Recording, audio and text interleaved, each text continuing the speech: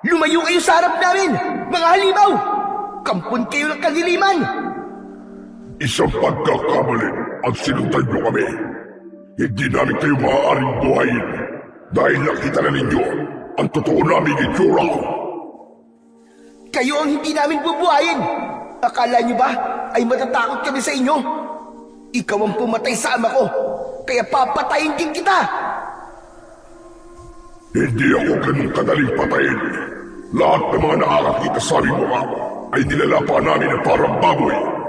Kaya humanda ka. Ito na ang katapusan nyo ng kaibigan mo. Ito na rin ang katapusan mo, halimaw ka! Mamamatay ka ng hayop ka! Ito ang nararapat sa'yo! Ang tikman ng talim ng itak ko! Magandang araw po sa inyong lahat. Ang kwento po sa araw na ito ay tungkol sa binatang si Carlos. Isang simpleng binata na nangarap na magkaroon ng sarili niyang negosyo. Ngunit sa isang iglap ay biglang nasukat ang katatagan niya sa hamon ng buhay. Dito niya makikilala ang isang matandang magtuturo sa kanya sa mutya ng ipo-ipong tubig laban sa lumalakas na puwersa ng kampon ng kadiliman. Magagawa kaya niyang pabagsakin ang pinuno ng mga aswang? Ano kaya ang kaya niyang itaya para sa kanyang pamilya? Sama-sama po natin pakinggan ang buhay ng binatang nakasisid sa mutya ng ipo-ipong tubig. Ngunit bago po ang lahat, mga idol, huwag po nating kalimutan mag-subscribe at i-hit ang notification bell sa aking YouTube channel na The Voice Addict at Apong Isaac para sa mas marami pang makapigil hiningang kwentong aswang at katatakutan mula sa mundo ng kababalagan. Umpisahan na po natin ang kwento. Ano na ang plano mo, Carlos, ha? Talaga bang yan na lamang ang gagawin mo? Ang maging tambay kasama ang mga kaibigan mo? Aba, maawa ka naman sa amin ng nanay mo. Ang gusto lang naman namin ay makapagtapos ka sa iyong pag-aaral nang hindi ka matulad sa amin ng nanay mo na walang narating sa buhay. Tay, alam naman po ninyong wala talaga akong hilig sa pag-aaral eh. Tama na po itong nakakabasa ako at nakakapagsulat. Bakit pa po ba ako mag-e-enroll sa kolehiyo? Gastos lang po yun eh. Para hindi ka matulad sa akin, anak. Isang hamak na mangingisda lamang na walang narating sa buhay. Isang kahig isang tuka na parang wala na katapusan ng paghihirap. Hindi ko rin pinakinggan ang aking ama noon. Sa halip, nagrebelde pa ako sa kanya. Sinisi ko siya sa pagkamatay ng lola mo. Tignan mo ako ngayon. Oh, nasan ako? Heto, bumagsak sa pagiging mangingisda. Eh di sana nag-aral kayo mabuti nun. Hindi yung ako nalang palagi ang nakikita nyo. Sana, buhay nyo muna ang isipin nyo. Saka yung pagre-rebelde po nyo. Kayo po ang pumili nun. Magkaiba po tayo ng kapalaran, tay. At kahit kailan, hindi ko po gagayahin ang hanap buhay nyo. Magsisikap po ako para sa sarili ko. Kahit hindi ako makapagtapos ng kolehiyo. Sumasagot ka na, ha? Yan ang mga natututunan mo sa pagsama-sama mo sa mga kaibigan mo. Ang mga tuwiran sa akin ng palpak. Ikaw lang naman ang iniisip ko. Dahil hindi habang buhay, magkakasama tayo. Paano kung wala na kami? Paano ka na? Mapapakain ka ba ng mga kaibigan mo? Tay, pwede ba? Nasa harapan po tayo ng pagkain, oh. Hindi ko po nalalasahan ang ulam natin eh.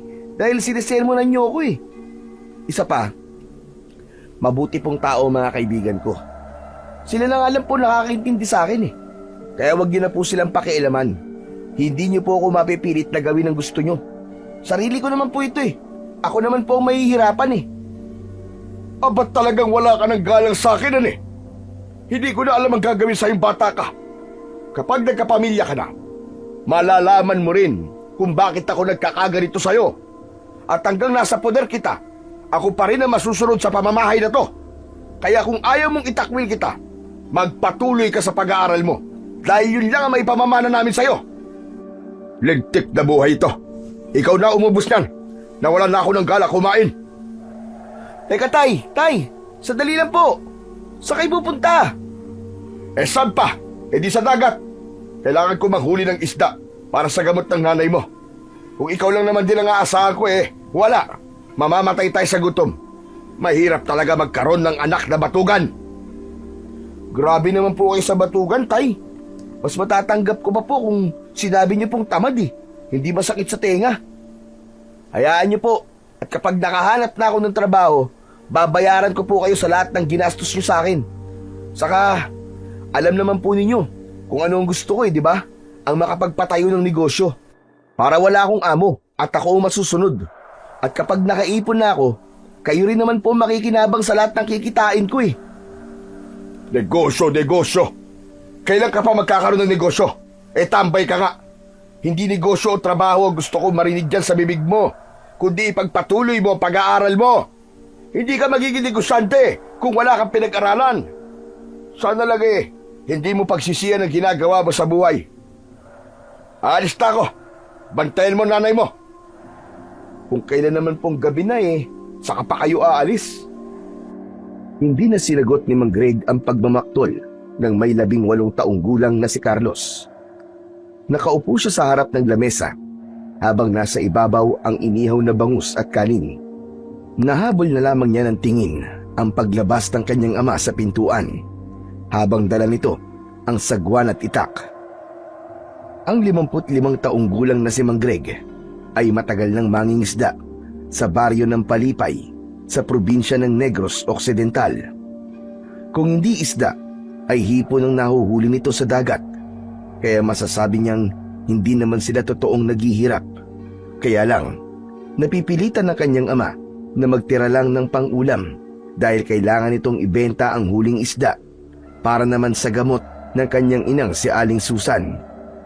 May malubha kasi itong karamdaman at magmula na magkasakit ang kanyang ina ay palagi na siyang napapansin ng kanyang ama. Hindi naman talaga niya hilig ang pag-aaral. Mas gusto niyang magtayo ng negosyo sa kanilang lugar o di kaya naman ay maging tambay na lang. Katwiran niya ay pareho namang nakakakain ng 3 beses sa isang araw kahit tambay lang. Maya-maya pa ay dumating ang may 18 taong gulang na si Lando. May dala itong 4 kantos. Kumikislap ang mga mata nitong nakatingin sa inihaw na bangus habang nakangising itinataas ang bote ng alak. Uy! Tamang-tama pala ang dating ko dito May nakahanda ng pulutan. Tara Carlos, kasama ko ang tropa. Banata na natin itong 4 kantos. Walang pipigil sa pagsasaya natin dahil kakaalis lang ng tatay mo. Bakit? Ano bang okasyon? Pambihira ka naman pare Kailangan pa bang may okasyon para mag-inom ng alak? Tara na, lumabas ka na dyan. Kanina pa tayong hinihintay nila Magno at Tado sa tabi ng dagat Dalhin mo na rin tong bangus. Sige na, bilisan mo na. Kulang na lang ay hilahin si Carlos ni Lando sa paglabas ng kanilang bahay. Sinulyapan na muna niya ang kanyang ina na natutulog sa katre nito bago siya lumabas ng kanilang bahay na gawa sa pinagtagpi-tagping yero at trapal. Dala ang bangus ay malalaki ang hakbang ng paa na sumunod siya sa kaibigan. Pagdating nila sa tabing dagat, sa kubo na kanilang madalas pinagtatambayan, ay nakita niyang kumakaway si Magno habang nakangiti na nakatingin sa dala niyang pulutan. May mga dala rin ang mga ito ng 1.5 na litro ng soft drinks. O di ba? Sabi ko naman sa inyo mga tol madadala ko rito si Carlos. Teka. Paano niyo pala nalamang umalis si tatay? Siyempre, nakita namin sumakay sa bangka. Binati nga namin kaso nga lang, hindi kami pinansin. Nakasimangot tapos tinignan pa kami ng masama. Kaya alam naming nasabong ka na naman ang airpat mo. Kaya heto, pampalubag loob, Jong. Itinaas pa nito ang kanina pang hawak na bote ng 4 kantos habang malapad ang pagkakangiti nito sa kanyang labi. Tila nawala ang kanyang sama ng loob at napaupo sa tabi ng kumakanta pang si Tado. Maya-maya ay binuksan na nga ng mga ito ang bote ng alak. Masaya silang nagkwentuhan na hindi nila namamalayan ang oras. Naramdaman na rin ni Carlos ang epekto ng alak, maging ang kanyang mga kaibigan na bulol na sa pagsasalita.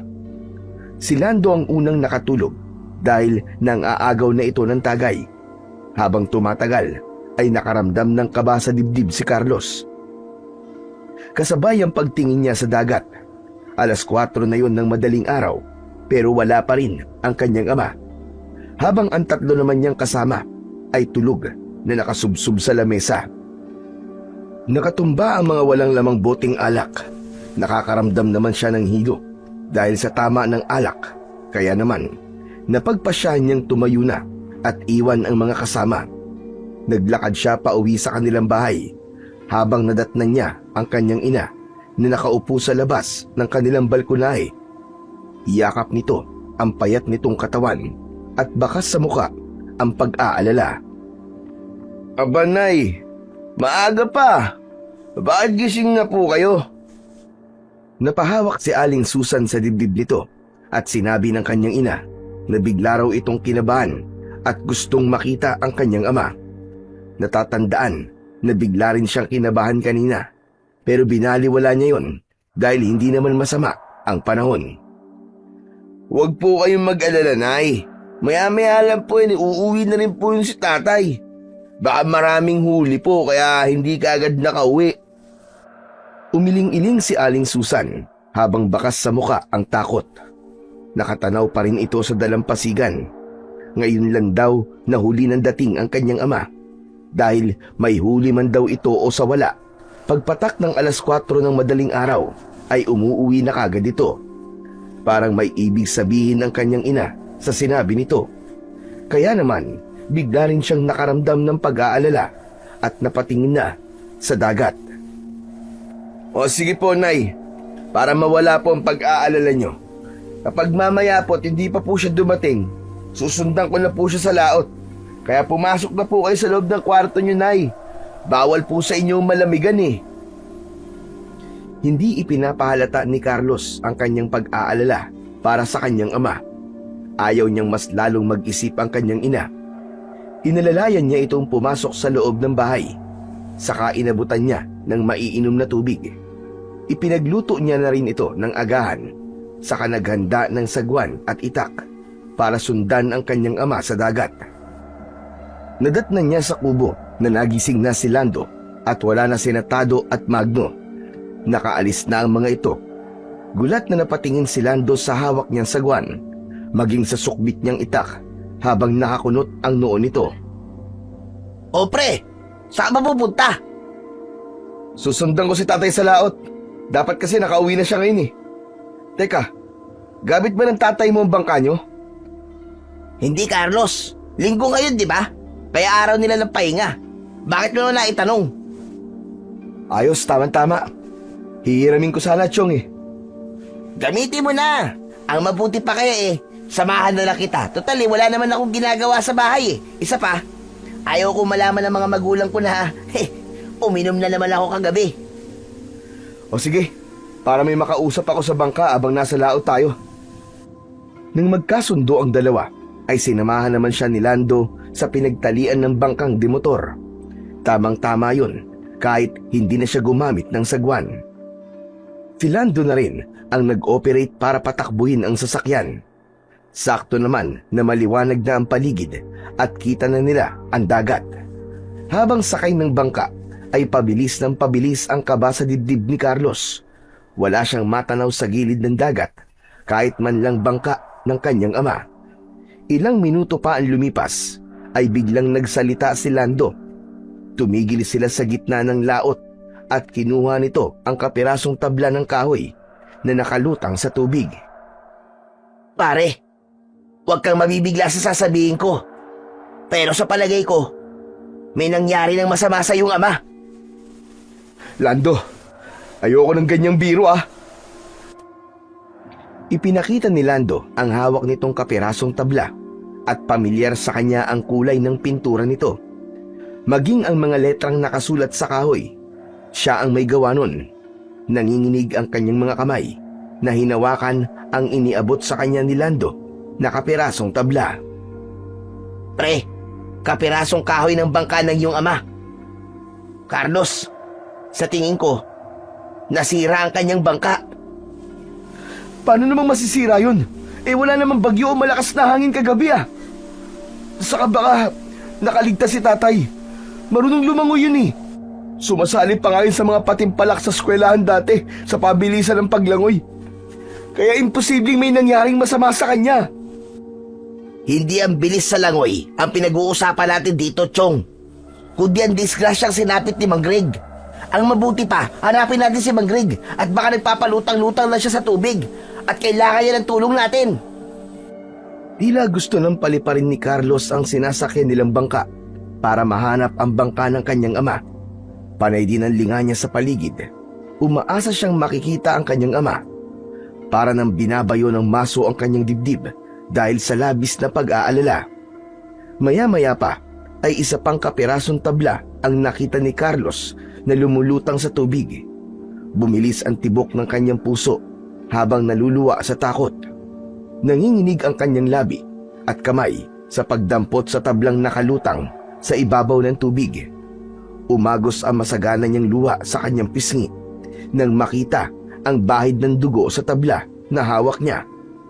Tila napansin ni Lando ang biglang panginginig ni Carlos, kaya't lumapit ito sa kanya habang nakapatay ang makina ng bangka. Chong, kalma lang. Umaasa pa rin akong walang nangyaring masama kay Mang Greg. Diyos ko, ang ama ko. Diyos ko. Tay! Tay, nasan ho kayo? Sumagot kayo sa akin, Tay! Pasalampak na naupo si Carlos sa kanilang bangka. Pakiramdam niya ay biglang nanghina ang kanyang mga tuhod habang hinahaplos niya ang sariwang dugo sa tabla at ipinakita niya yon sa kanyang kaibigan. Saglit itong natigilan at namutla rin ang labi habang nakatingin sa daliri niyang may dugo. Nako, masama nga ito. Mukhang bago lang ang sariwan dugo ah. Sigurado ka bang dugo yan ni Mang Greg? Sana mali tayo. Sana nasugatan lang si Mang Greg. Chong, parang imposibleng buhay pa ang ama ko. Alam naman natin na matagal nang kumukuha ng buhay ang dagat na to eh. At hanggang ngayon ay hindi pa rin alam kung anong klaseng nilalang ang pumapatay sa mga mangingisda. At ngayon naman natsyempuan ng ama ko. Tumigil ka nga, Carlos. Huwag ka mag-isip ng mga ganyan. Buhay si Mang Greg. Ipagdasal na lang natin na walang nangyaring masama sa iyong ama. Tara na, hanapin natin siya. Buong araw ay hinanap nila Carlos at Lando si Mang Greg. Subalit nabigo sila. Tanging ang mga piraso lang ng kahoy ang nakikita nilang nakalutang sa tubig. Hanggang sumapit ang 5:00 ng hapon. Napagod na sila sa paghahanap. Idagdag pa ang panghihina ng kanilang katawan nang dahil sa labis na gutom. Kaya't ipinasya nilang dalawa na umuwi na lamang. Pagdating nila sa dalampasigan, ay nakita nilang nakatayo si Aling Susan. Naghihintay ito sa kanya habang nakatalokbong ng tuwalya ang ulo nito. Halos maluwa ang kanyang ina nang makitang hindi nila kasama si Mang Greg. Pagbaba pa lang sa bangka ni Carlos ay hindi na napigilan ng binata ang hindi maluwa. Niyakap niya ng mahigpit ang kanyang ina at ibinalita ang mga nakita nila sa dagat. Halos mawalan ito ng malay nang ipakita niya ang tabla na may sariwang dugo. Humagulgol ito ng iyak at napaupo sa buhangin. Nay, tama na. Makakasama po sa inyo yan eh. Alis na muna ako, Carlos. Nakikiramay ako sa nangyari sa ama mo. Tinapik ni Lando ang balikat ni Carlos bilang pagpapakita ng pakikiramay sa nangyari sa kanyang ama. Habang hawak naman niya ang nanlalamig na kamay ni Aling Susan. Wala itong tigil sa pag-iyak habang hawak ang dibdib. Itinulak nito ang kanyang kamay at tumalikod sa kanya. Sinabi nitong kasalanan niya kung bakit napahamak ang kanyang ama. Narinig nitong nagtalo sila ni Mang Greg, kaya naisipan nitong umalis na lang at dahil sa sama ng loob, kaya raw ito napilitang mangisda. Kaya siya ang sinisisi nito sa nangyari sa kanyang ama. Nang marinig niya yon mula sa kanyang ina, ay para siyang paulit-ulit na sinasaksak ng kutsilyo sa kanyang dibdib. Oo na po! Kasalanan ko na po ang lahat. Wala akong kwentang anak. Pero Nay, ama ko po ang nawala. At higit na mas masakit sa akin yun. Idagdag pa po ang paninisi niyo sa nangyari sa kanya. Pero sana, nakaligtas siya at may nakakuha sa kanya. Dahil kapag totoong namatay si tatay, hindi ko mapapatawad ang sarili ko. Mas nilakasan pa ni Aling Susan ang pag-iyak habang nakatalikod pa rin sa kanya.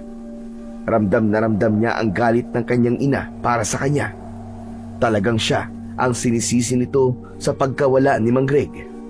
Paulit-ulit nitong isinisigaw ang pangalan ng asawa. Inalalayan niya itong tumayo para iuwi sa kanilang tahanan. Pero hindi ito nagpahawak sa kanya.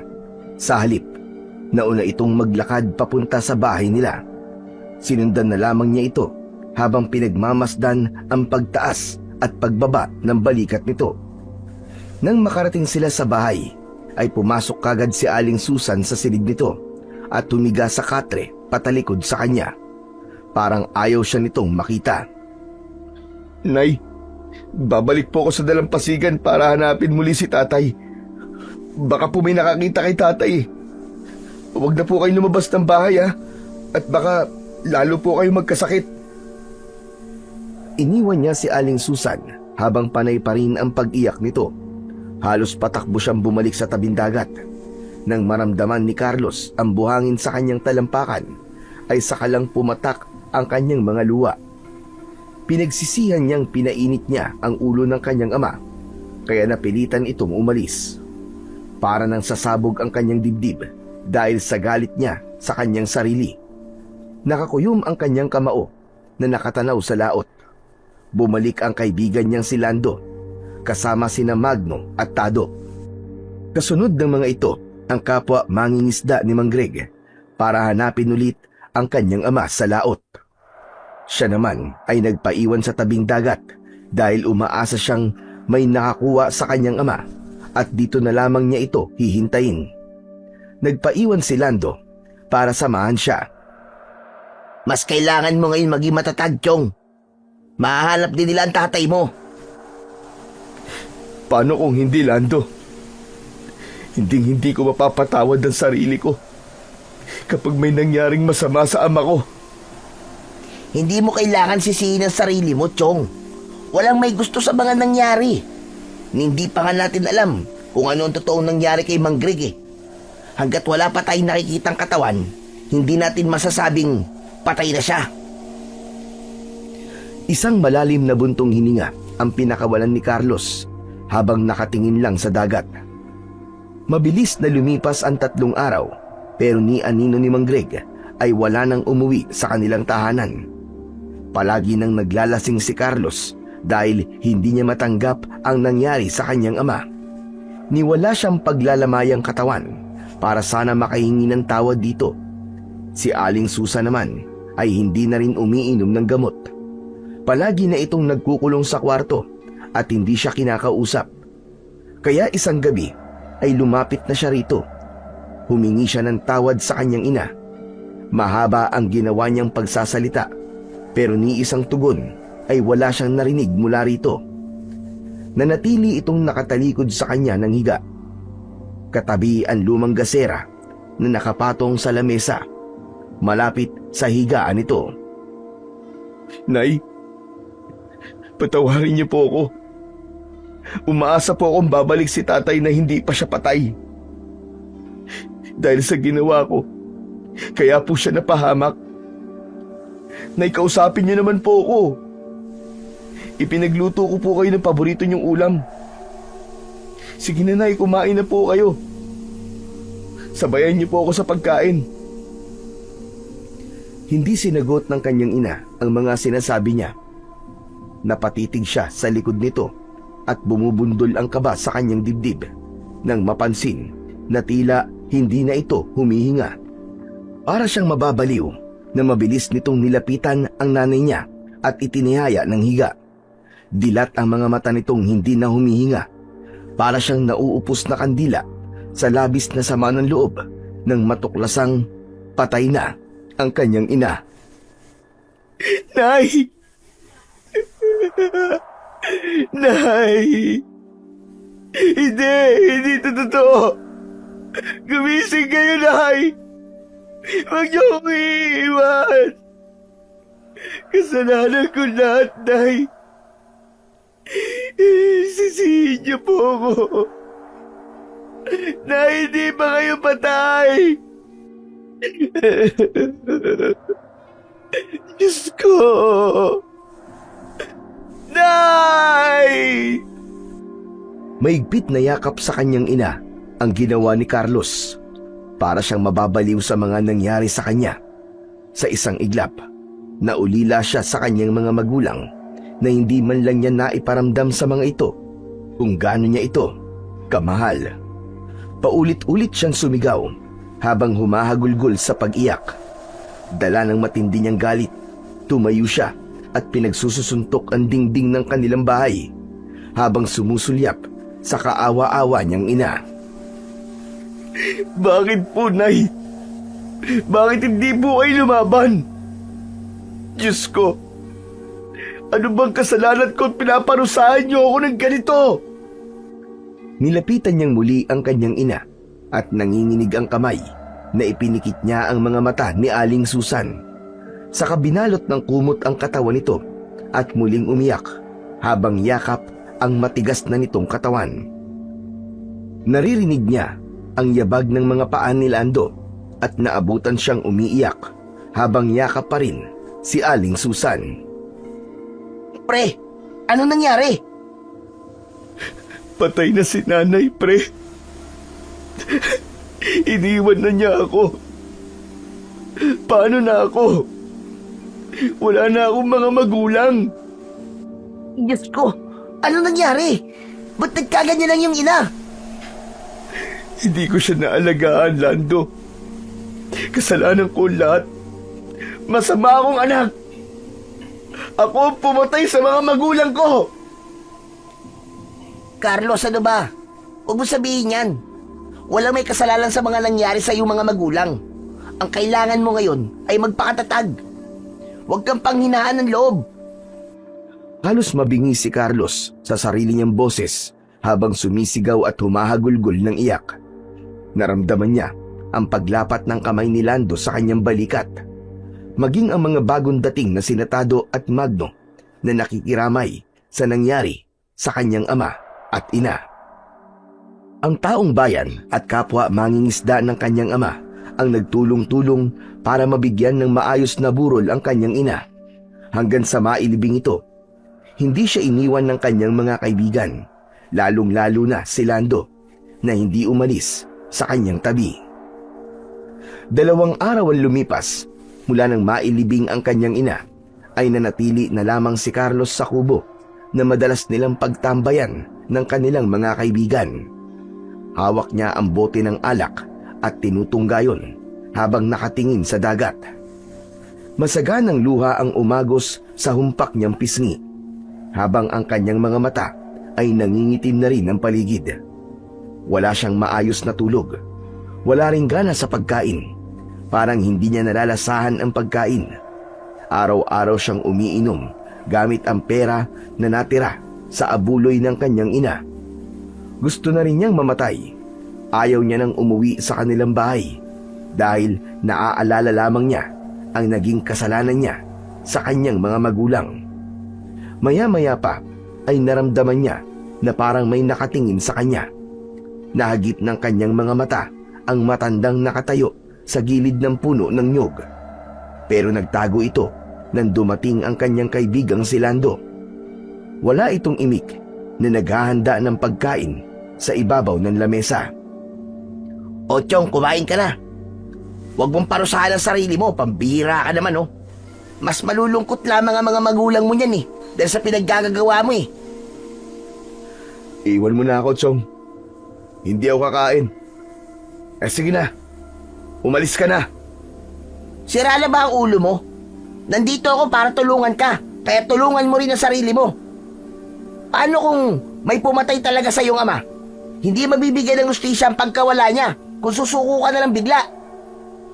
Sinabi ng layuan mo na ako eh. Ang tigas ng ulo mo ah. Pabayaan mo na ako. Gusto ko nang mamatay. Isang malakas na suntok ang dumapo sa mukha ni Carlos. Bumagsak siya sa buhangin at nabitiwan niya ang bote ng alak. Nahalip na tumayo ay napahagulgul siya ng iyak. Hindi niya kaya ang sakit. Ang sakit sa pagkawala ng kanyang mga magulang. Sana nga, ganun kadali na pabayaan ka. Pero Chong, para na kitang kapatid eh. Kaya hindi kita lalayuan. Hindi kita susukuan. Huwag kang duwag. Lumaban ka sa hamon ng buhay. Kahit para man lang sa mga magulang mo. Kung totoong nagsisisi ka sa pagkawala ng mga magulang mo, ipakita mong matapang ka. Bigyan mo ng direksyon ng buhay mo. Lando, hindi ko kaya ang sakit eh. Ang sakit-sakit talaga. Pakiramdam ko kasalanan ko ang lahat. Wala man lang akong nagawa. Hindi ko nasabing mahal na mahal ko sila. Kahit ang paghingi ng tawad sa ama ko, hindi ko nagawa. Lando, parang sasabog ang dibdib ko. Hindi ko na talaga kaya. Anak nang, tumayo ka nga riyan. Huwag mong parusahan ang sarili mo. Wala kang kasalanan. Kung gusto mong ipakitang mahal mo sila, mahalin mo ang buhay na ibinigay nila sa'yo. Salip, tuparin mo mga pangarap nila para sa'yo. Hindi dapat na huminto ang pag-ikot ng mundo mo. Kaya mo to, Chong. Lumaban ka. Mahalin mo ang buhay mo. Akma na sanang tatayo si Carlos nang bigla silang makarinig ng kakaibang tunog mula sa dagat. Tanging ang liwanag lang ng bilog na buwan ang nagsisilbi nilang tanglaw sa dalampasigan. Kaya naman, napabangon ng mabilis si Carlos at napatanaw sa dagat. Pero wala naman siyang nakikitang nilalang na pinagmumulan ng ingay. Muling naulit ang paghuni ng hayop mula sa dagat. Maya-maya pa ay napaatras ng hakbang ang magkaibigan papasok sa kubo. Kitang-kita nila ang pag-ahon ng malaking pugita mula sa tubig. May dala itong putol na katawan ng tao at walang ano-ano ay nilapa nito sa harap nila. Habang hindi napapansin ang nakatayong sina Lando at Carlos, pakiramdam ni Carlos ay hindi na siya humihinga ng mga sandaling yun. Takot na takot sila sa anyo ng nilalang na nilalantakan ang katawan ng isang lalaki habang naririnig nila ang tunog ng pagmuya nito. Chong, anong nilalang yan? Diyos ko, hindi kaya siya ang halimaw na pumapatay sa mga mangingisda, maging sa tatay mo? Ganyan din ang tumatakbo sa isip ko ngayon, Chong. Ngayon alam ko na. May posibilidad na yan ang pumatay sa aking ama. Anong gagawin natin? Baka mapansin niya tayo dito. Madilim sa kinatatayuan natin. Hihintay natin siya matapos. Baka may kasamahan pa yan eh. Umalis na tayo rito, Chong. Humingi na tayo ng tulong sa mga kababaryo natin. Sandali lang, Chong. Tignan mo. Parang may mga padating pang nilalang mula sa dagat. Halos manlaki ang mga mata ng magkaibigan nang mula sa tubig ay umahon ang 4 na halimaw na mukhang pugita. Nakakalat ang 8 nitong galamay sa buhangin habang pinagsasaluhan ang katawan ng biktima. Hindi pa rin natatapos ang kanilang takot. Nang maubos ang pagkain ng mga ito, ay nagbago ang mga anyo nito. Naging isang asong gubat na tumakbo papunta sa kakawyan. Ngayon lang sila nakakita ng ganong klaseng mga nilalang. Nang makaalis ang mga ito, ay sakalang nakahinga ng maluwag sina Lando at Carlos. Nangihina ang kanilang mga tuhod na napasalampak sa upuan na gawa sa kahoy. Ang mabuti pa, susundan ko sila. Gusto kong malaman kung saan sila nakatira. Magbabayad sila sa ginawa nila sa ama ko. Tumigil ka nga.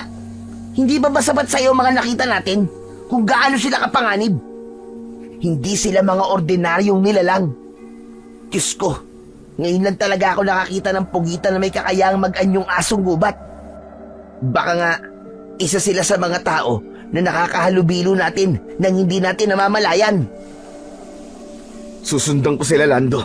Hindi ako matatahimik hanggat hindi ko nalalaman kung anong klaseng mga nilalang sila. Hindi na nga nagpapigil si Carlos. Kinuha niya ang kanyang itak sa ilalim ng bangko. Saka mabilis siyang tumakbo, pasunod sa mga asong gubat, papunta sa kakahuyan. Habang tinatahak niya ang daan, ay naramdaman niya na sumunod na rin sa kanya ang kaibigang si Lando. Anak ng, ang kulit mo! Mapapahamak lang tayo sa ginagawa natin to eh. Huwag kang maingay. Baka mapansin nila tayo. Sinundan ni Carlos ang ingay ng mga asong gubat habang umaalulong ang mga ito. Hindi nila namamalayan na malayo na ang kanilang natatakbo sa kakasunod sa mga asong gubat. Maya-maya pa ay napansin nila na may pinagkakaguluhan ng mga ito sa damuhan. Mula sa kanilang pinagtataguang puno ay tanaw nila ang mga ito habang nilalapa ang katawan ng usa. Sarap na sarap ang mga ito sa paglantak sa lamang loob ng kaawa-awang hayop. Akma na sanang tatayo si Carlos para sana mas lumapit pa sa mga asong gubat nang bigla nilang narinig ang pag-angil sa kanilang likuran. Dahan-dahan silang lumingon at sinundan ang pinagmumulan ng pag-angil. Ganun na lamang ang panlalaki ng kanilang mga mata nang makita ang dalawang kulay abong asong gubat. Nakangisi ang mga ito habang nakalitaw ang malalagari nitong mga ngipin.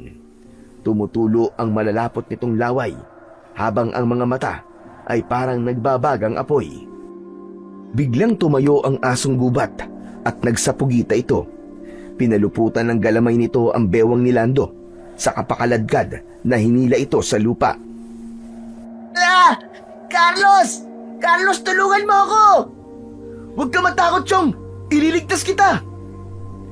Nilapitan ni Carlos ang galamay na nakapalupot sa bewang ng kanyang kaibigan at ubod lakas niyang kinagat yun.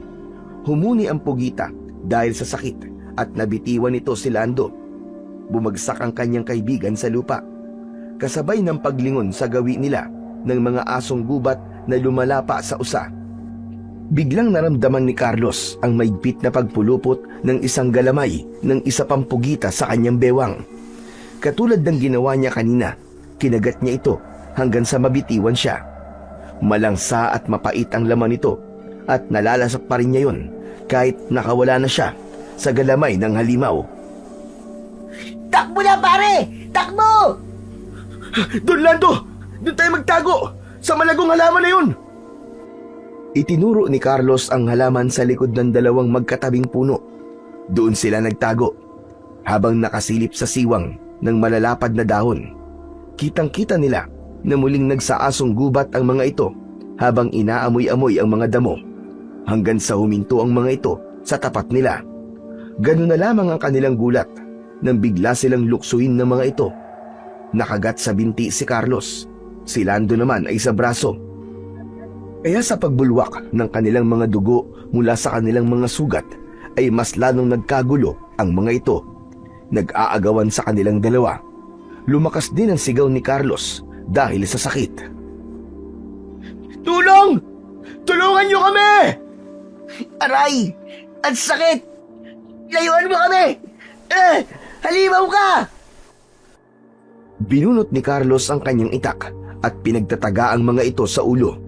Napaatras ang mga ito nang makita ang sandata ni Carlos. Hindi niya kagad naalala ang itak dahil sa kanilang takot at pagkataranta. Kaya naman, naramdaman ni Carlos ang mabling sugat niya sa binti.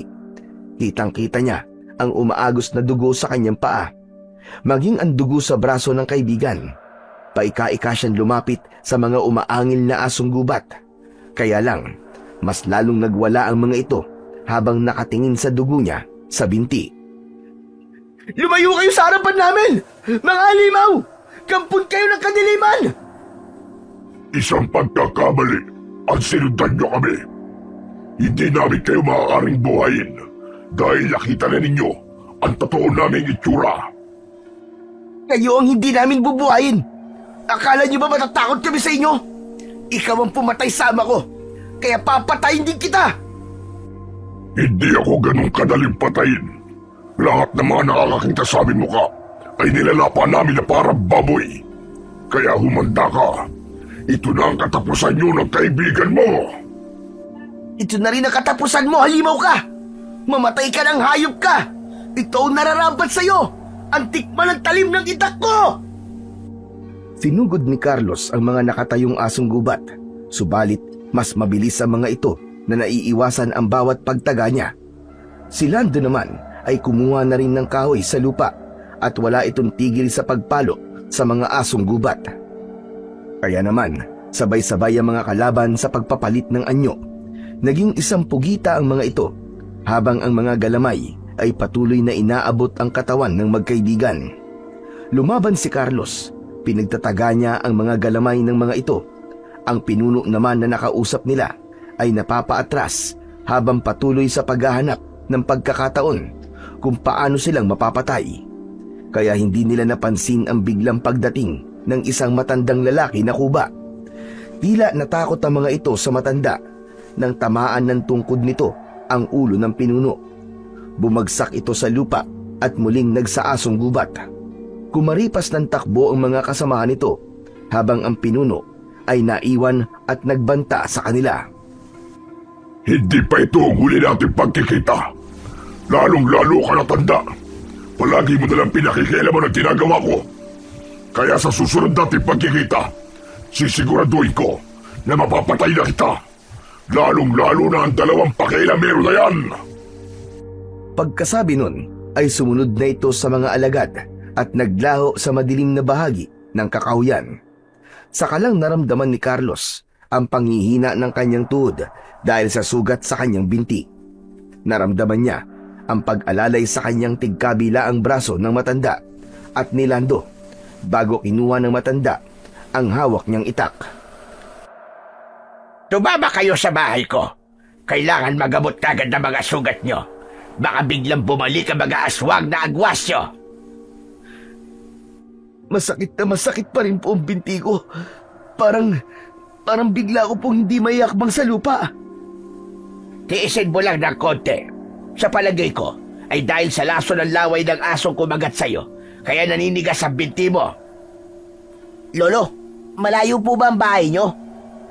Malapit lang dito. Sige na, tulungan mo kung alalayan ang kasama mo. Konting tiis na lang. Malapit na tayo. Paika-ikang naglakad si Carlos habang tinitiis ang pananakit ng kanyang sugat sa binti. Bigla niyang naalala na ito rin ang matandang nakita niya sa tabi ng puno ng nyog. Habang si Lando naman ay pangiwi-ngiwi ang muka dahil sa sugat naman ito sa braso. Maya-maya pa ay narating na nila ang isang kuweba. May ilaw yun sa loob, isang uri ng sulo na gawa sa kawayan. Habol ang hininga na pumasok sila sa loob ng kuweba at inalalayan siyang maupo ng matanda sa upuang bato. Akala nila ang bahay na tinutukoy ng matanda ay gawa sa kahoy. Yun pala ay nakatira ito sa kuweba. Iginala niya ang kanyang paningin sa kabuuan ng loob ng kuweba. May mga ilang bulaklak ng ilang-ilang siyang nakita na nakalagay naman sa malaking garapon. Ganon din ang mga sandata, katulad ng itak, tungkod at galon na pang-spray ang nakita niyang nakahilera sa istante na gawa sa kahoy. Maya-maya pa ay narinig niyang nagsalita ang matanda. Sandali lamang. Ikukuha ko lamang kayo na maiinom na tubig, pati na rin ang gamot. Taglit na umalis ang matanda sa kanilang harapan dahil pumasok ito sa isang silid na gawa sa pinagdikit-dikit na bilog na kahoy. Para yung kulungan na sinadya para gawing kwarto. Pagkalipas ng ilang minuto ay bumalik na ang matanda, dala ang bote ng langis na may lamang ahas. Napaunat sa pagkakaupo ang magkaibigan nang malaman nilang apdo yun ng ahas na alimuranin at ito ang ipapatak sa mga sugat nila. Hindi na itago ang pag-aalala sa mukha ni Carlos habang hindi inaalis ang paningin sa garapon. Tatang, huwag niyo na pong lagyan ng sugat ko. Baka lalo po ako mamatay sa kamandag ng apdo na yan eh. Ang apdo ng alimuraning ahas ay mabisang pangontra sa agat ng mga aswang na agwasyo. Maraming beses ko na ito nasubukan, kaya huwag kayong mag-alala. Tatang, talaga po bang gamot yan? Wala ba yung kamandag? Oo nga, magtiwala na lamang kayo sa akin. Isa-isa nang pinatakan ni Lolo Nitoy ang sugat ni Nalando at Carlos. Naramdaman ng binata na nawala nga ang pananakit ng sugat niya sa binti. Ganon din ang sugat sa braso ni Lando. Saka sila pinainom ng tubig ng matanda. Nang makabawi sa lakas, ay nagtanong naman si Carlos tungkol sa mga aswang na agwasyo. Tatang, matanong lang po kita. Ano po bang klaseng nilalang ang mga agwasyo? Ang agwasyo ay mga nilalang na nakatira sa tubig, alat o dagat. May kakayahan silang magpalit-palit ng anyo. Katulad ng ano nakita natin, naging asong gubat sila. At kaya ng mga ito na gayahin ang mukha ng taong malalapit sa gusto nilang biktimahin. Kaya mahirap silang patayin at mahuli dahil magagaling silang magpanggap. Maliban na lamang kung malakas ang pakiramdam ng taong gusto nilang lapitan. Kung ganun po matagal niyo na pong alam na may aswang po sa baryo natin? Tatang, paano po ba sila mapapatay? Hanggat walang nakakakuha sa mutyang pwedeng ipantapat sa kanilang kapangyarihan, ay hindi sila matatalo. Walang makakapigil sa kanilang kasamaan. At oo, matagal ko nang alaman tungkol sa mga agwasyo. Palagi ako nabibigo na talunin sila dahil sa pagpapalit-palit nila ng anyo. Kung ganun po may posibilidad na sila talaga ang pumatay sa ama ko. Tatang, sino po pala kayo? Tawagin niyo na lamang akong Lolo Nitoy. Maaaring sila nga dahilan ng pagkawala ng mga mangingisda sa baryo. Kaya hindi malabong mangyari na sila rin ang pumatay sa iyong ama. Marami pong salamat sa pagkakaaligtas niyo po sa amin ni Lando, Lolo Nitoy. Tulungan niyo po ako kung paano mapapatay po ang pumatay sa aking ama. Ang pagsisid sa mutya ng ipo-ipon tubig. Yun lang ang paraan para matalo sila. May kakayahan itong patayin ng mga aswang na agwasyo dahil sa kapangyarihang malaasidong epekto nito sa katawan ng mga aswang. Kaya lang, masyado mapanganib ang pagkuha sa mutya dahil susukatin ito ang tapang mo at bilis sa paglangoy. Maliban doon, binabantayan din ito ng mga agwasyo. Saan po matatagpuan ang mutya ng ipo-ipon tubig, Tatang? Sa pusod ng dagat, na kung saan ay madalas na merong lumalabas na ipo-ipo. Kailangan mo sumisid sa gitna at maabot ang dulo ng ipo-ipon tubig para makuha ang mutya bago ito muling lumubog sa kailaliman ng dagat. Mapanganib ang pagkuha sa mutya. Dapat kaya mong tumagal sa ilalim ng tubig. Nakahanda po ako mamatay para sa mutya, Tatang. Pinatay nila ang aking ama. 2 buhay ang kinuha nila sa akin. Wala na pong dahilan pa para mag-alala ako sa buhay ko. Pero Chong, sabi ni Tatang mapanganib ang pagkuha sa mutya. Paano kung ikaw naman ang mapahamak? Tama si Lando. Pag-isipan mo munang mabuti ang gagawin mo, Carlos. Marami kang makakalaban sa ilalim ng tubig. Sila ang nagbabantay sa mutya, kaya hindi magiging madali ang iniisip mo. Kagaya po ng sinabi ko, hindi na ako nag-aalala para sa buhay ko. Mabigyan ko lang po ng hustisya ang pagkamatay ng aking ama. Nang dahil sa ginawa nila sa tatay ko, namatay din ang nanay ko. Kaya sa akin po sila may utang. Kaya nararapat lang po na sa akin din po sila magbayad. 2 araw na pinaghandaan ni Carlos ang pagsisid sa mutya ng ipo-ipon tubig. Hinintay niyang maghilom ang sugat niya sa binti. At ngayon ay kasama nila sa bangka sina Lolo Nitoy at Lando. Nakahanda ang mga ito sa pag-alalay sa kanya. Isinaboy ng matanda ang mga dinikdik na ilang-ilang sa dagat para lumitaw ang ipo-ipon tubig. Kasunod ang pagsasagawa ng matanda ng isang ritual habang nakapikit itong bumubulong sa hangin. Malakas din ang kabog ng dibdib ni Carlos, lalo pa at nakikita na niya ang unti-unting paglitaw ng ipo-ipon tubig. Naglagay siya ng tali sa kanyang bewang at hinintay ang paglaki ng ipo-ipo. Hanggang sa makarinig sila ng tunog mula rito. Kaya naman, nagulat siya sa lakas ng ipo-ipo at muntik na silang lumubog sa tubig.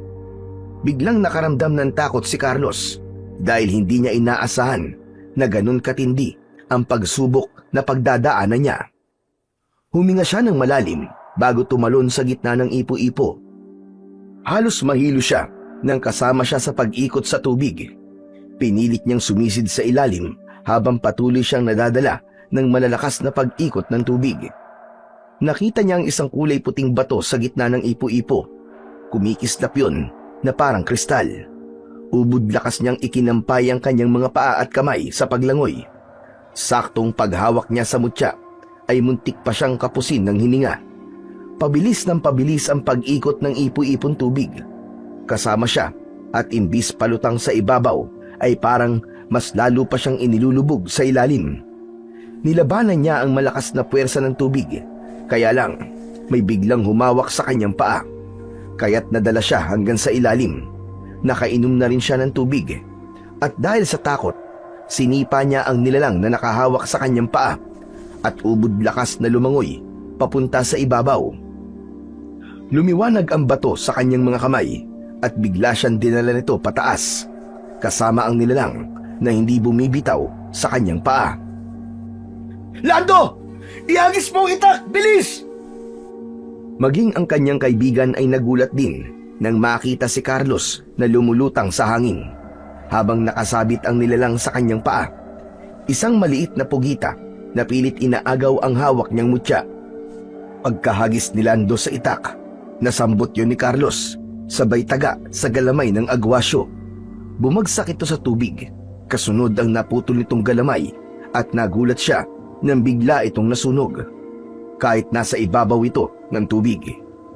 Yun marahil ang epekto ng sandata kapag tanga nito ng may hawak ng mutya. Bumalot sa kanyang katawan ang malatubig na liwanag na parang ipo-ibong tubig.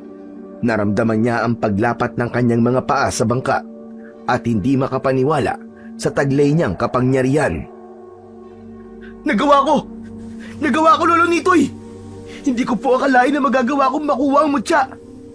Binabati kita, Carlos. Ikaw lang ang bukod tanging nakapasa sa pagsubok.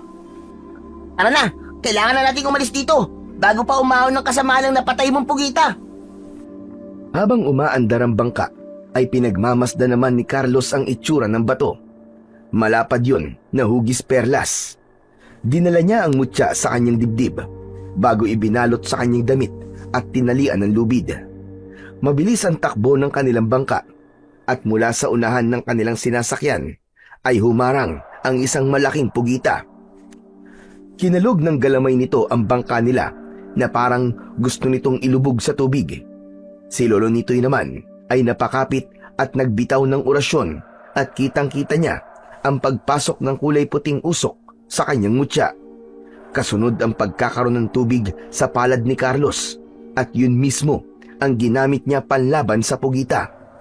Malaasido ang epekto nito sa katawan ng nilalang, kaya wala itong nagawa kundi ang palayain ang bangka nila. Mas lalo nilang binilisan ng pagpapatakbo sa bangka, habang si Carlos naman ay nagtataka at hindi makapaniwala sa mutya na nakuha niya. Nabuhay ang pag-asa niyang mabibigyan niya ng hustisya ang pagkamatay ng kanyang ama. Hindi niya namalayan na tumutulo na pala ang mga luha sa kanyang mga mata dahil sa kaligayahan. Pagbaba nila sa bangka at paglapat ng kanyang mga paa sa buhangin, ay dumiretso naman sila ni Lando sa bahay ni Lolo Nitoy. Pansamantala ay dito na muna siya titira habang hindi pa siya lubusang nasasanay sa pakikipaglaban gamit ang kanyang mutya. Pagsapit ng dilim ay muling lumabas ng kuweba sina Lolo Nitoy, Lando at Carlos para naman magsagawa ng pagtuturo ng orasyon sa pagpapatibay ng bisa ng mutya ng ipo-ipon tubig. Ngunit pagkatapos nitong magturo ng orasyon, ay muling nagsalita si Lolo Nitoy. Ano ang napansin mo, Carlos, sa kakayahan ng mutya ng ipo-ipon tubig? Iisa lang po napansin ko, Tatang. Para pong may lumalabas na tubig sa mga kamay ko at nang itinuro ko po sa kalaban, nagulat po ako na para pong naging asido nang tumama po sa katawan ng pugita. Kitang-kita ko po na umusok po ang katawan niya dahil sa nagliliwanag na tubig na lumalabas po sa palad ko. Alam mo bang, ikaw lang ang nakakakita sa malatubig na liwanag, Carlos. Ang aswang na agwasyo at ikaw lang ang nakakakita sa liwanag at kakayahan ng mutya. Tama ka. Ang ipo-ipon tubig ay nagtataglay ng malaasidong epekto sa katawan ng mga aswang. Kaya pagkatapos nilang makita ang ginawa mo sa kasamaan nila, mabubulabog sila sa kanilang tirahan para hanapin ka. Kaya po pala, biglang humuni ng malakas ang pugita ay dahil napapaso sila sa kapangyarihang taglay ng mutya. Pero hindi naman po sa lahat ng oras ay malakas po ang mutya. Siyempre po, may kahinaan din ang mutya, maging ang mga aswang na agwasyo. Hindi po ba, Lolo Nitoy? Ang mutya ng ipo-ipon tubig ay walang kahinaan. Nakadepende ito sa paggamit ng nagmamay-ari nito. Nakasalalay ang bisa ng mutya sa orasyong itinuro ko sa iyo kanina. At ang mga aswang naman ay isa lang ang kahinaan nila maliban sa mutya. Yun ay ang tubig tabang na maaari nilang mainom kapag sila ay nakikipaglaban. Kontra sa kanila ang bukal o buhay na tubig. Ngayon alam na po namin ang kahinaan nila. May pag-asa na tayong mapigilan ng pag-asik nila ng lagim. Hindi pa rin tayo pwedeng maging kampante sa kahinaan nila. Likas na mabangis ang mga agwasyo. Kailangan pa rin natin ang tulong ng dakilang lumikha at pagsasanay sa pamamagitan ng mutya. Pero tandaan mo, Carlos, simula pa lang ito ng laban. Ngayong alam na nilang ikaw ang nakakuha sa mutya, hindi ka nila tatantanan hanggat hindi ka nila napapatay. Bakit naman po? Dahil ang mutya ng ipo-ipon tubig ang nagsisilbi nilang buhay o banta sa kanilang kaligtasan. Kaya hindi sila makakapayag na mapuntayan sa'yo. Lalo pa at nakita na ninyo ang kanilang mga muka at tunay na anyo.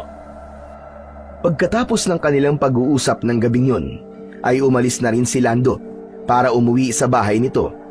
Inilihim nila sa lahat ang tungkol sa mga aswang na agwasyo, maging ang pagkakapas lang sa lalaking naging biktima ng mga pugita. 3 araw ang lumipas nang muling pumutok ang balita tungkol sa isang nawawalang mangingisda.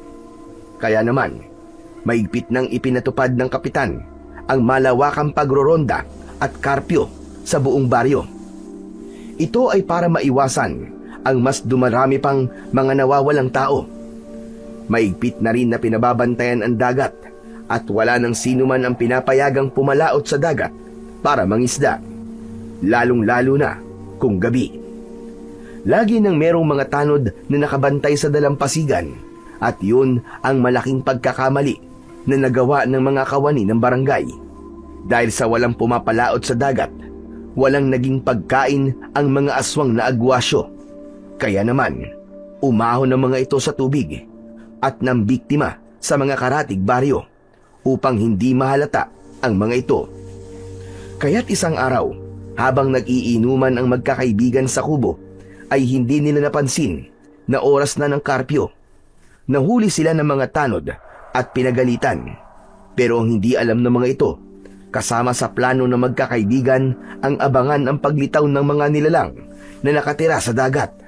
Lalo pa at sina Magno at Tado ay hindi naniniwala sa mga ikinikwento ni Nalando at Carlos tungkol sa mga aswang na agwasyo. Pasensya na po, Kapitan. Napasarap po kasi ang pag-iinuman namin. Matagal na po kasing hindi kami nagkita-kita ng mga kaibigan ko. Uubusin lang po namin tong alak, Kapitan. Uuwi na rin po kami. Naniwala naman ng kapitan sa naging dahilan ng magkakaibigan. Kaya naman, pumayag itong ubusin ang kanilang alak sa lamesa. Kaya lang, hindi pa man ito nakakalayo sa kanilang kinatatayuan, ay biglang nakarinig sila ng mga sigawan ng mga tanod. Humihingi ang mga ito ng tulong sa kanila, kaya't mabilis na kinuha ni Carlos ang kanyang itak sa ilalim ng bangko, habang si Lando naman ay may dala ng tubig na tabang.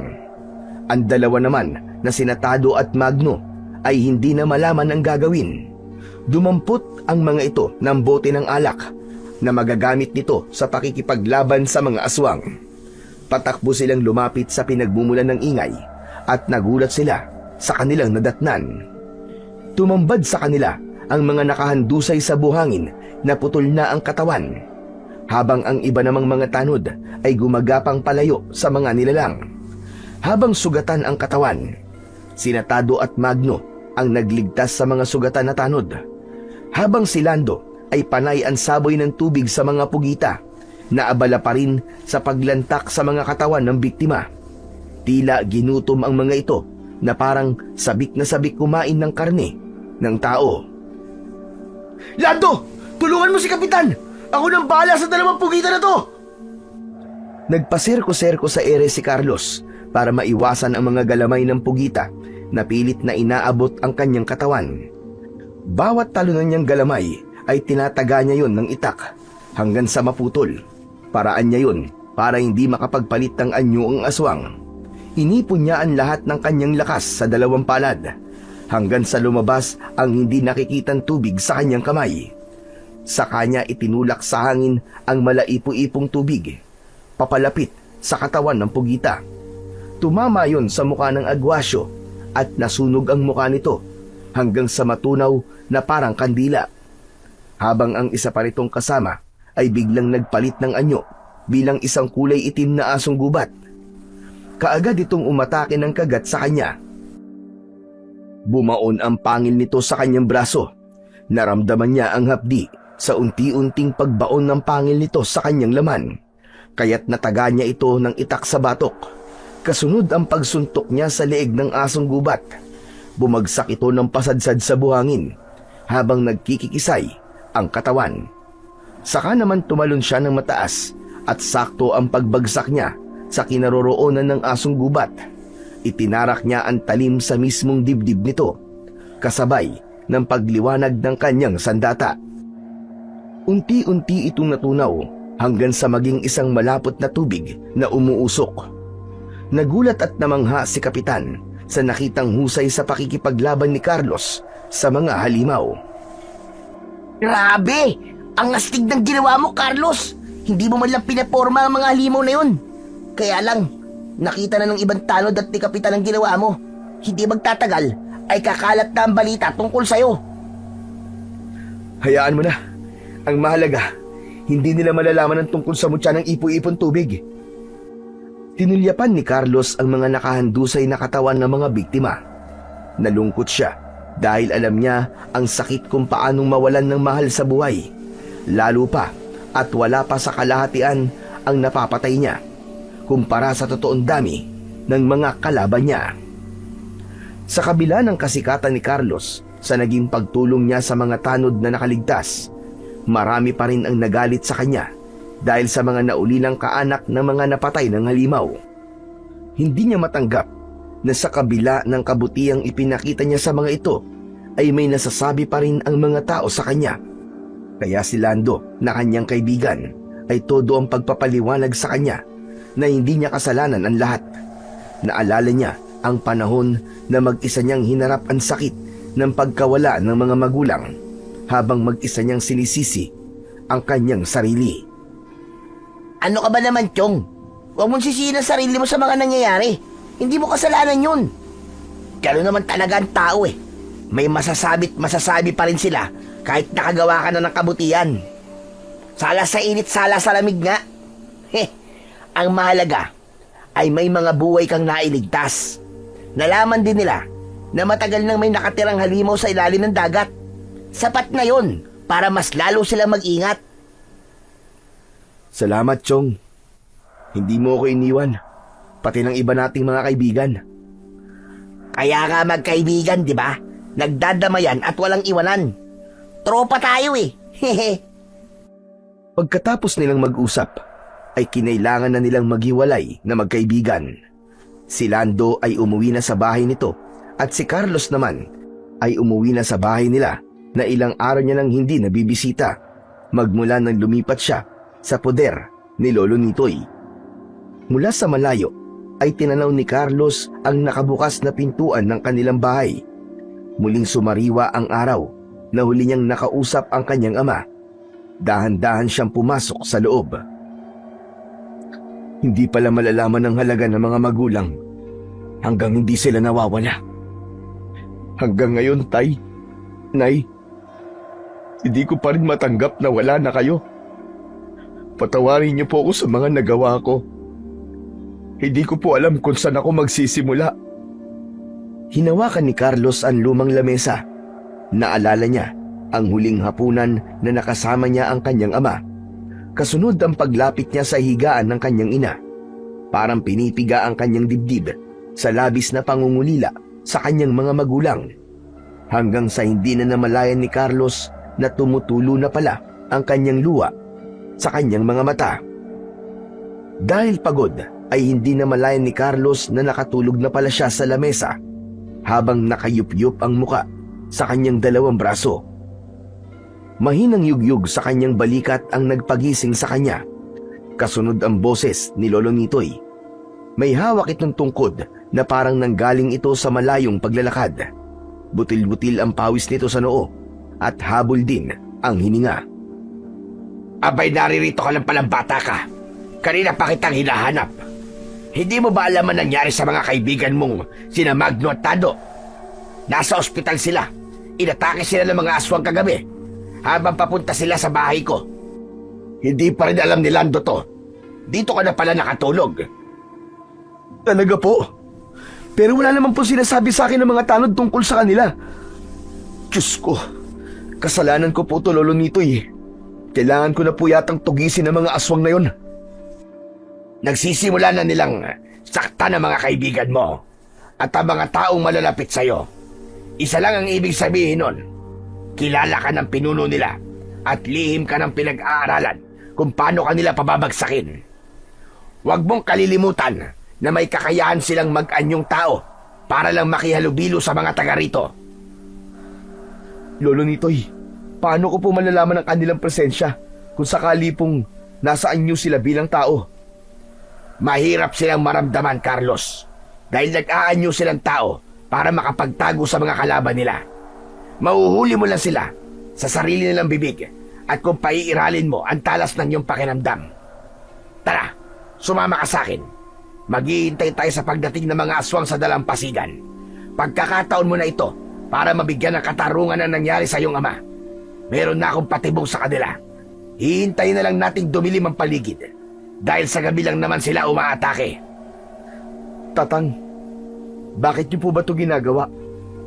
Bakit po mabait kayo sa akin at tinutulungan niyo ako? Dahil anak ko si Greg. Totoo kitang apo, Carlos. At ang nangyari sa iyong ama, sa palagay ko ay kasalanan ko rin. Patawarin mo ko kung hindi ko kagad sinabi sa iyo kung ano ang totoo. Natakot akong baka hindi mo ko matanggap dahil sa mga nangyari sa iyong ama. Ano?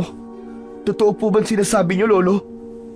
Pero wala po nababanggit sa akin si tatay tungkol po sa inyo. Kaya hindi ko po naisip na may lolo pa pala ako. Ang buong akala ko po patay na ho kayo. Nang mamatay ang lola mo dahil sa mga aswang na agwasyo, lumayo sa akin si Greg. Sinisi niya ako sa lahat. Nagrebelde siya. Hindi siya nag-aral at itinakwil niya ako bilang ama niya. Kaya lang malaman ko nangyari sa kanya. Aba, talagang hindi ko ba ipaliwanag ang sakit. Lihim kitang pinagmamasdan mula sa malayo hanggang sa nagkaroon ako ng pagkakataon na makalapit sa'yo. Patawarin mo ko, apo. Pero wala nang sasakit pa sa isang ama ang mamatayan ng anak. Hanggang ngayon, umaasa pa rin akong buhay si Greg na sana ay nakaligtas siya. Hindi ko po alam ang totoong kwento kung bakit po kayo kinamuhian ng ama ko. Pero isa lang po ang alam ko. Naging mabuti po kayo sa akin at tinulungan niyo po ako. Pinatira niyo nga po ako sa bahay niyo doon po sa kuweba. Lolo Nitoy, wala pong dahilan para hindi ko po kayo tanggapin sa buhay ko. Salamat naman kung ganun, apo. Hindi ko akalain na matatanggap mo ko. Isang mahigpit na yakap ang naramdaman ni Carlos mula kay Lolo Nitoy. Ramdam na ramdam niya ang tuwa sa boses ng matanda habang yakap siya nito Pagkatapos ay bumitaw ito ng yakap sa kanya at nagpasya ng puntahan ang tabing dagat para sa binabalak nilang gawin. Lalabas na sana sila ng bahay nang biglang dumating naman ang humahangos na si Lando at ibinalita nito ang tungkol sa nangyari sa kanilang mga kaibigan. Nahuli ka na sa balita, Chong.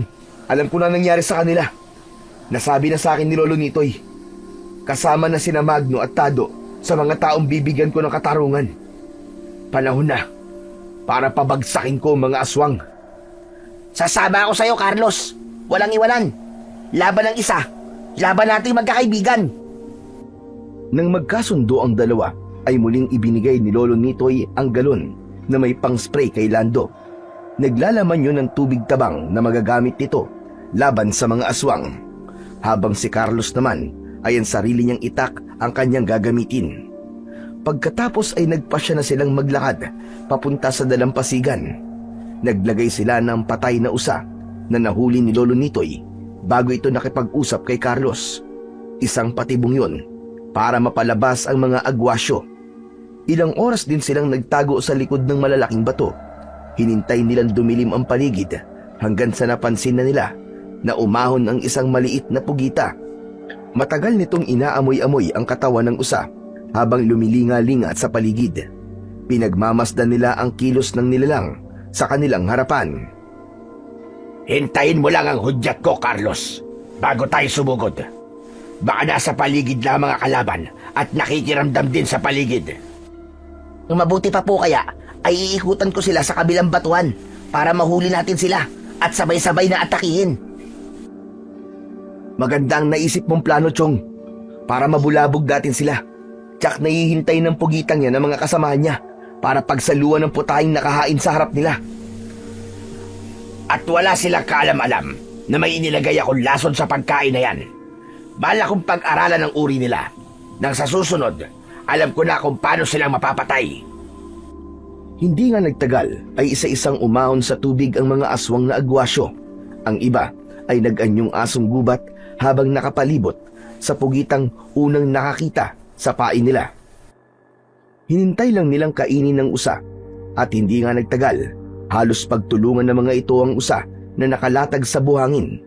Kulang na nga lang ay mag-agawa ng mga ito. Napansin ni Carlos na isa-isang natutumba sa buhangin ng mga asong gubat habang nagkikikisay ang katawan at bumubula ang bibig. Ganon din ang pugita na unang kumain sa lamang loob ng usa. Dito na lumabas si Carlos at biglang sinugod ang iba pang nilalang na natitirang nakatayo.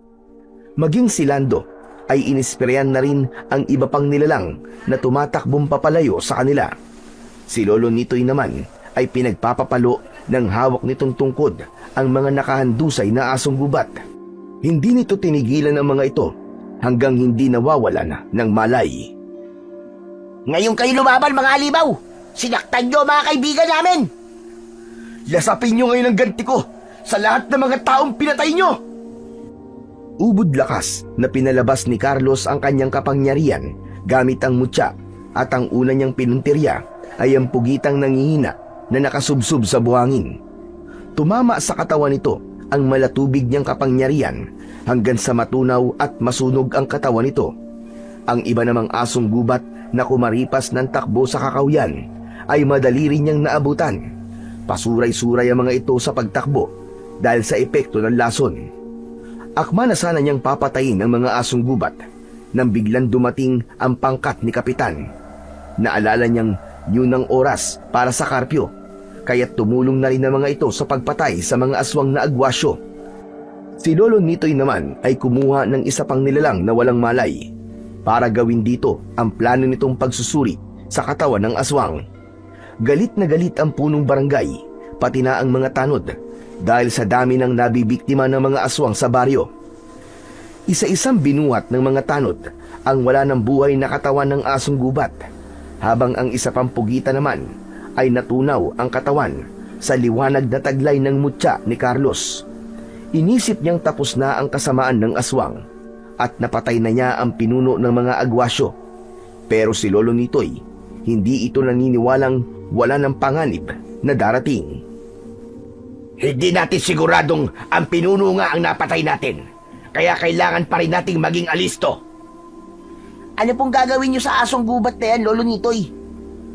Pag-aaralan ko kung paano silang nabubuhay sa tubig at kung gaano kalakas ang kanilang kapangyarihan. Ngayon lang ako nakatagpo ng ganitong klaseng mga nilalang. Mauna na po kayo, Lolo, sa kuweba. May kukunin lang po akong gamit sa bahay. Sasamahan ko po kayo, Tatang. Dahil mukhang hindi niyo po kakayanin ang pagbubuhat sa katawan ng asong gubat.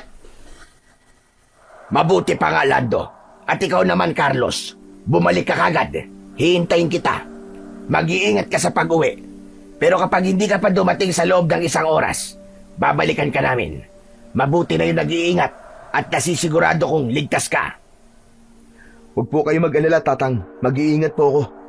Kailangan ko lang po talagang balikan ng bahay para maisarado to at makuha ang mga damit ko. Hinatid na lamang ng tanaw ni Carlos ang papalayong sina Lando at Lolo Nitoy habang dala ng mga ito ang katawan ng asong gubat. Saka siya naglakad papunta sa bahay nila. Pagdating niya sa tapat ng kanilang bahay ay kagad siyang pumasok sa loob at kinuha ang ilan niyang mga gamit, damit at larawan nilang mag-anak. Saktong paglabas niya ay bigla siyang natigilan at hindi siya makapagsalita. Nanginginig ang kanyang labi na pumatak ang masaganang luha sa kanyang mga mata. Nakilala niya kung sino ang lalaking nakatayo sa kanyang harapan. Napansin niya na may benda ito sa ulo at may saklay. May benda rin ng kulay puting tela ang kanang paa nito habang nakaangat sa lupa. Naluluwa ang mga mata nitong nakatitig sa kanya. Tay? Kayo po ba yan, Tay? Oo, anak. Ako ito, ang iyong ama. Tay! Hindi napigilan ni Carlos ang kanyang sarili nang makita ang kanyang ama. Nabitiwan niya ang kanyang mga dala at tumakbong papalapit dito. Napayakap siya rito ng maigpit habang umiiyak. Anong nangyari dito, anak? Nasaan si Susan? Tay, wala na po si nanay. Namatay po siya ng dahil po sa pag-aalala sa inyo. Bakit ngayon lang po kayo nagpakita? Ano po nangyari sa inyo? Inatake ako ng mga halimaw sa dagat, anak. Mabuti na lamang at nakaligtas ako sa tulong ng mga mangingisdang nakatira sa kabilang baryo. 5 araw akong walang malay at nang magising ako ay kayo kagad ang pinuntahan ko. Kaya lang, ilang beses akong pumunta rito pero hindi kita masumpungan at walang makapagsabi sa akin kung saan ka nakatira. Doon po ako sa bahay ni Lolo Nitoy, Tay. Pansamantala po ako nakatira doon. Kuweba po yun. Hindi niyo po ba dadalawin si Lolo Nitoy? Matagal na po siyang nangungulila sa inyo. Ano ka mo? Ay, tara na po muna sa loob. Ang mahalaga po, iligtas na po kayo. Patawarin niyo po ako, Tay. Naging pasaway po ako sa inyo. Na dahil po sa pagiging tamad ko sa pag-aaral, muntik na po kayo mapahamak. Naunang naglakad si Carlos sa kanyang ama dahil dinampot pa niya ang mga nabitiwang gamit sa lupa. Bago pumasok sa loob ng bahay, inalalayan niyang tumayo ang kanyang ama sa lamesa, saka ikinuha ng maiinom na tubig. Kaya lang, hindi ito uminom, sa halip ay tumayo ito at mas lumapit pa kay Carlos. Hindi maipaliwanag ni Carlos kung bakit bigla siyang kinabahan, kaya napaatras siya at nagkunwaring hindi siya naiilang sa kanyang ama. Pasimple niyang itinago ang kanyang mutya sa kanyang bulsa, saka kinausap si Mang Greg. Tay, inumin na po muna niyo yung tubig na nasa lamesa. Kumusta na po pala ang sugat niyo? Maayos na ako. Kailangan ko lang gumamit ng saklay para makapaglakad ng maayos. Naisip ni Carlos na subukan ang kanyang ama. Bigla niyang naamoy ang malansang singaw sa katawan nito. Inisip na lamang niya na baka dahil sa sugat nito, kaya ganun ang amoy ng kanyang ama. Isa pang napansin niya na tila hindi nito kilala si Lolo Nitoy. Wala siyang napansing reaksyon sa mukha nito, kahit konting pag-aalala. Kaya naisip niyang ibalik ang naging usapan nila ng kanyang ama bago sila naghiwalay ng gabing yun, sabay dampot sa kanyang itak. Bakit, anak? Bakit mo hawak ang itak mo? Wala po, Tay. Bala ko po sanang pumunta sa bahay ni Lolo Nitoy eh. Gusto mo po ba sumama sa akin? Saka, naalala po ba ninyo yung huli natin pinag-usapan? Babalik na po ako. Aba, mabuti naman at babalik ka na sa pangingisda, anak. Salamat naman po at naalala niyo ang huling pinag-usapan natin bago kayo umalis. Natatandaan pa po ba niyo kung ano pong sakit ni nanay? Hanggang ngayon po kasi hindi ko alam kung bakit kailangan niyang uminom ng gamot. Mas tumibay ang hinala ni Carlos na hindi si Mang Greg ang kaharap niya, kundi ang pinuno ng mga aswang. At tama ang sinabi sa kanya ni Lolo Nitoy, makapangyarihan ng aswang kapag nasaan yung tao ito. Kaya lang, hindi ito makakaligtas sa malakas na pakiramdam ng katulad niyang may hawak na mutya ng ipu-ipong tubig. Diabetes ang sakit ng nanay mo. Ano ba klaseng tanong yan, iho? Hindi na nagdalawang isip si Carlos. Kaagad niyang tinaga ng kanyang itak ang braso nito. Bumaon ng talim sa laman nito, kaya't napasigaw ito ng malakas nang dahil sa labis na sakit. Hayop ka! Hindi mo ako may isang halimaw ka! Hindi diabetes ang sakit ng nanay ko, kundi malubhang sakit sa baga. At ang matandang paulit-ulit kong binabanggit sa iyo kanina ay ang matagal nang hindi nakikita ng aking ama. Pinatay mo ang tatay ko, kaya hindi kita papatawarin na hayop ka! Pagsisisihan mong ginawa mong ito sa akin, papatayin kita! Ito na rin ang katapusan mong aswang ka! Hinding-hindi ko hahayaang magtagumpay ka. Patutunayan ko sa'yo na hindi kailanman mananalo ang kasamaan laban sa kabutihan. Dahil ang masasamang halimaw na katulad mo ay nararapat lamang na mabura sa mundo at tunawin ang kapangyarihan ko. Hindi na nga napigilan pa ni Carlos ang bugso ng kanyang damdamin. Pinagtataga niya ito hanggang sa makalabas ito sa labas ng kanilang tahanan. Nagawa nitong maiwasan ang mga pag-atake niya. Maya-maya pa ay lumabas sa likod ng mga puno ng nyog ang mga alagad nitong asong gubat. Nagbalik ang pinunong si Eper sa dati nitong anyo bilang isang pugita. Inatake siya ng mga galamay nito, kaya nabitiwan niya ang itak. Pinilit niyang tanggalin ang nakapalupot nitong galamay sa kanyang bewang, subalit malakas ito. Habang ang mga alagad naman ito ay sabay-sabay namang umalulong na parabang nagtatawag pa ng mga kasamaan. Mariin siyang pumikit habang nakadikit ang kanyang dalawang palad. Naramdaman niya ang paghigpit ng galamay na nakapalupot sa kanyang bewang, pati na ang pag-angat ng kanyang mga paa sa lupa. Saka naman lumabas ang kapangyarihang ipu-ipong tubig sa kamay ni Carlos. Malakas niyang ibinato ang bilog na tubig sa katawan ng pinuno. Tumama yon sa dibdib nito at umagos hanggang sa tiyan. Nabitiwan siya nito dahil sa hapdi ng pagkakapaso sa malaasido niyang kapangyarihan. Bumagsak siya sa lupa. Sakto naman ang pagsugod sa kanya ng mga asong gubat. Muli niyang dinampot ang kanyang itak, saka sinalubong ng kanyang taga ang mga ito. Bawat wasiwas niya sa kanyang sandata ay tinatamaan ng mga kalaban sa katawan nito. Sabay-sabay na bumagsak ang mga nilalang sa lupa habang bumubula ang bibig na parang nalalason. Tumayo kayo mga inutil! Nag-iisa lang yan! Hindi niyo pa kayang pabagsakin! Kung ikaw nga na pinuno nila ay nagawa kong talunin, sila pa kaya na mahina at walang silbi? Hindi ba't sinabi ko sa'yo na pagbabayarin ko kayo sa pagpatay niyo sa ama ko? Kaya tikman mo ngayon ang ganti ko! Hindi ako natatakot sa pagbabanta mo. Sa oras na makuha ko sa iyo ang mutya ng ipu-ipong tubig, mawawala na rin ang katapangan mo. Hindi katapangan ang tawag dito, kundi pagtatanggol sa mga buhay na kukunin yung mga kampo ng kadiliman. Hetong sayo! Isang mataas na talon para maabot ni Carlos ang ulo ng pugita ang kanyang ginawa. Itinarak niya ang kanyang itak sa ulo nito. Kasabay ang pagliliwanag ng kanyang mutya na nasa kanyang bulsa. Nagkikikisay ang katawan ng pugita habang pilit na inaalis ang nakabaon na talim sa ulo nito. Lumikha ito ng maingay na tunog. Kasunod ang pagbuga sa kanya ng kulay itim na tinta. Naramdaman niya ang mahapding pagtama ng likido sa kanyang balat. Kaya't pagbagsak niya ay bigla siyang nakaramdam ng panghihina. Hindi niya inaasahan na may ganong kakayahan ang nilalang na yon. Mabuti na lang at dumating sina Lando at Lolo Nitoy. Binuhusan nito ng tubig ang katawan ni Carlos kaya muling bumalik ang kanyang lakas. Muli niyang tinaga ang nagwawalang pugita dahil hindi nito mabunot ang talim sa ulo nito.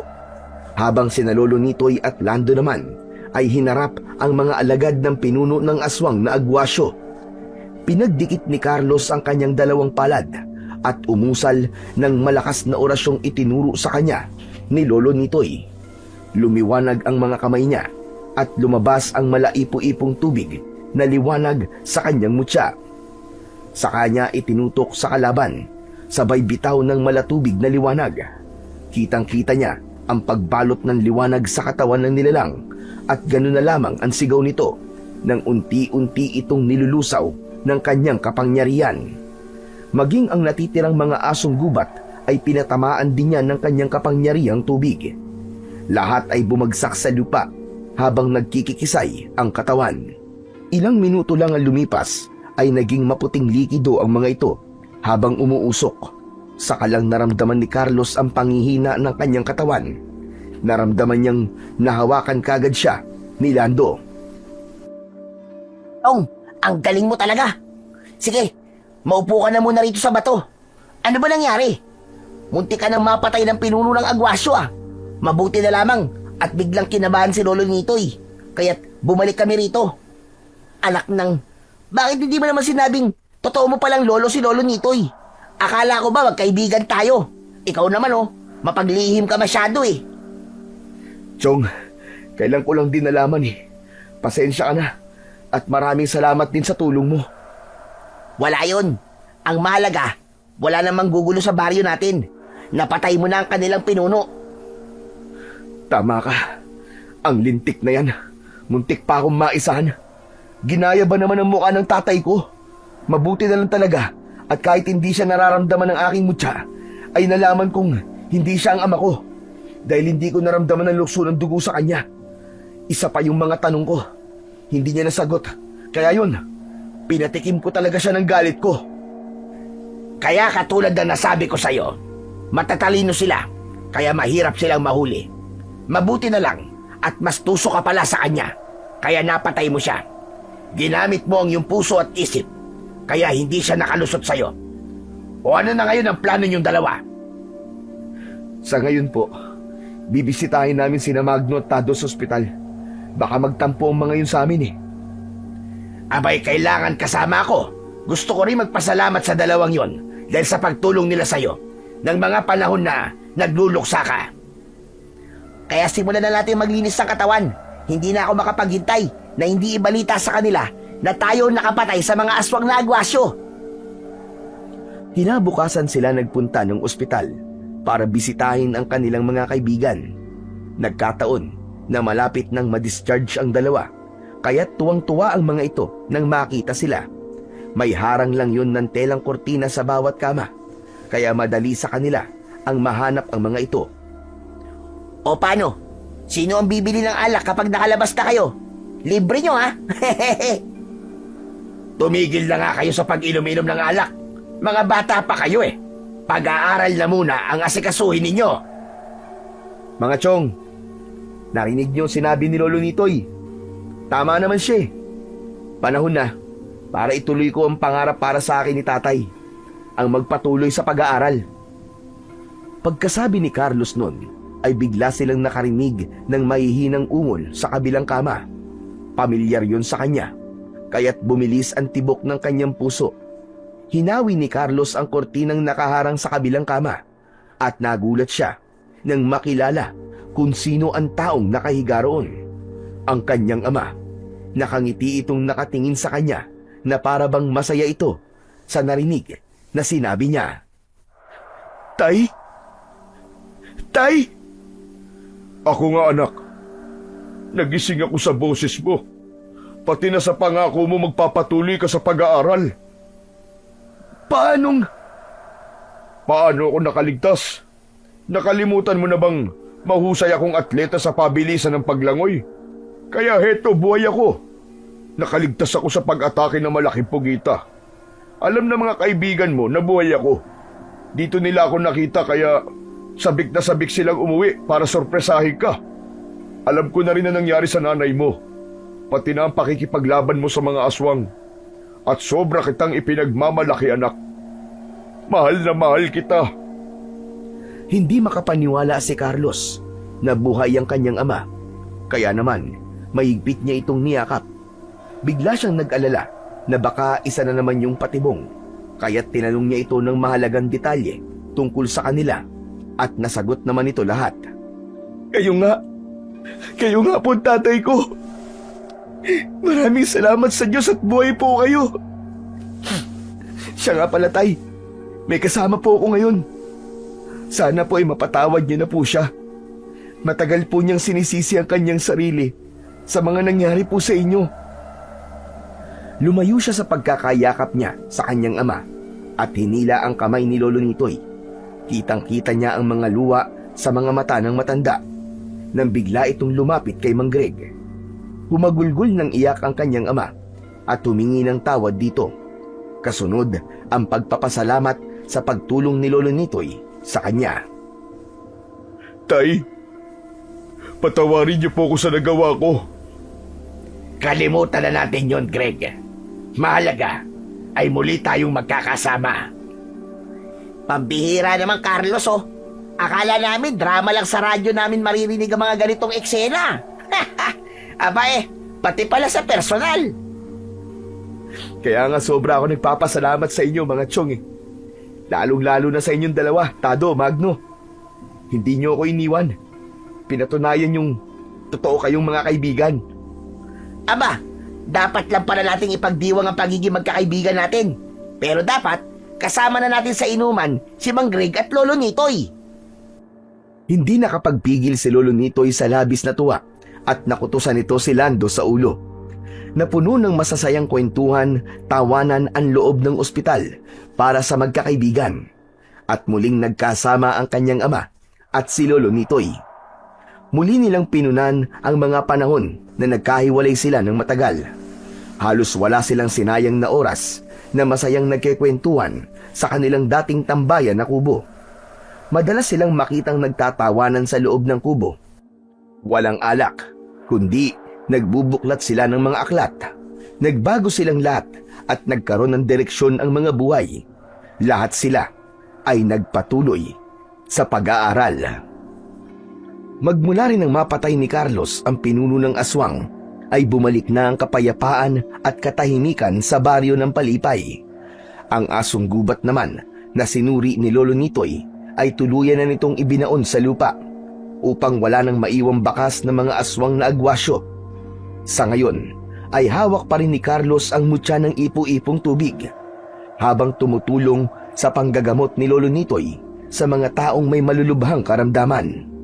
Madalas din niyang bisitahin ang puntod ng kanyang ina kasama ang kanyang ama.